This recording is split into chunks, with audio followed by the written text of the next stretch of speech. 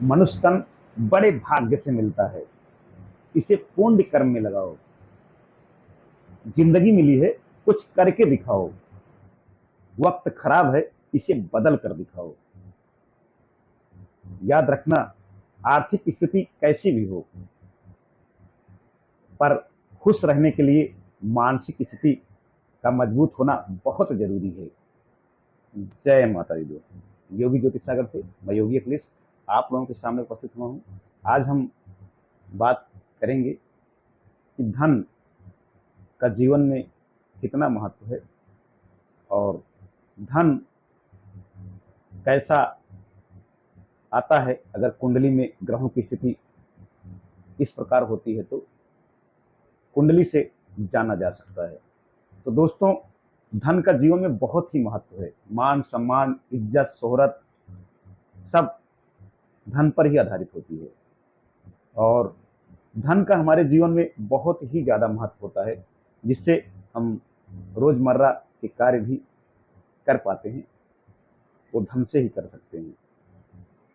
तो धन का बहुत ही महत्व है, लक्ष्मी का जीवन में बहुत ही महत्व है और कुंडली से पता लगाया जा सकता है कि आपके पास कितना धन आएगा जीवन में, और ये भी पुण्य कर्मों से ही मिलता है। धन, दौलत, पुत्र, संतति, संतान, ये सब पुण्य कर्मों के आधार पर हैं।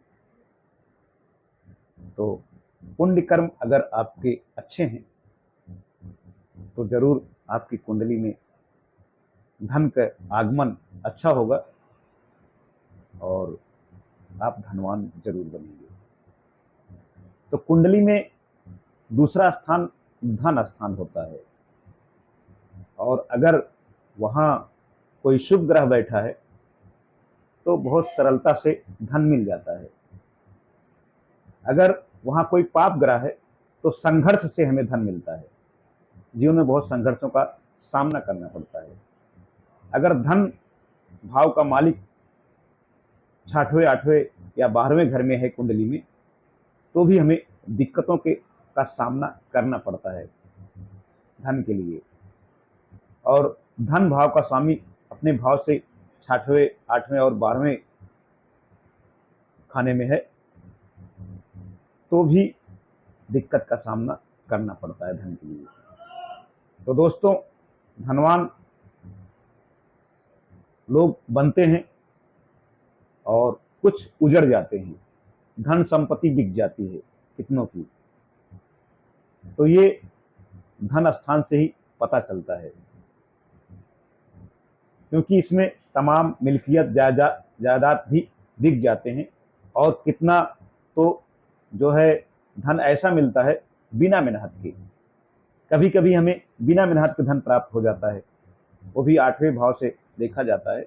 अगर कुंडली का दूसरे भाव का ग्रह शुभ हो और वो 8वें खाने में बैठा हो तो बिना मेहनत का धन प्राप्त होता है। हमें किसी की वसीयत प्राप्त होती है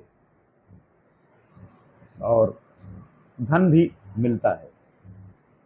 और कहीं 6वें भाव में अगर धन का मालिक बैठ जाता है, धन भाव का, तो हमें शत्रुओं से भी धन प्राप्त होता है। तो जैसी स्थिति में बैठेगा आपके धन भाव का मालिक, उस स्थिति से हमें धन का आगमन होता है और हमें ऊंचाई पर ले जाता है हमारा कर्म, और हमारा कर्म ही हमें गिरा देता है। अगर दूसरे खाने का ग्रह 12वें खाने में हो, यानी धन भाव का ग्रह 12वें खाने में हो, तो जमीन, जायदाद, धन संपत्ति, घर बार बिक जाते हैं। और अगर शुभ ग्रह है तो स्थिति थोड़ा ठीक ठाक रहती है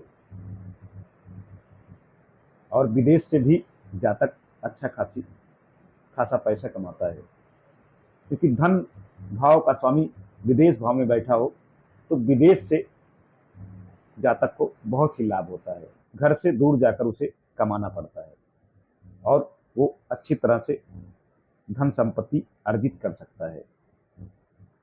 तो दोस्तों, कुंडली से पता लगाया जा सकता है कि धन आपके जीवन में कितना आएगा, आपके धन की स्थिति कैसी है, ये सब कुंडली से पता लगाया जा सकता है। तो दोस्तों, आपको अपनी कुंडली के बारे में जानना है तो भी आप संपर्क करके जान सकते हैं। और धन की स्थिति बहुत खराब है तो आपको जरूर लक्ष्मी गणेश की पूजा उपासना करनी चाहिए, विष्णु भगवान की पूजा उपासना करनी चाहिए, बृहस्पतिवार को भी आपको पूजा उपासना करनी चाहिए।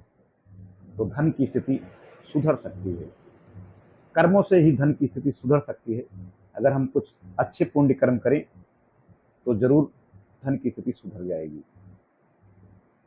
क्योंकि ये मौका हमें मिला है, मनुष्य तन मिला है, इसमें अगर हम सही कर्म करेंगे तो जरूर हमें कर्मों का फल मिलेगा और हम अपनी स्थिति को सही कर सकते हैं।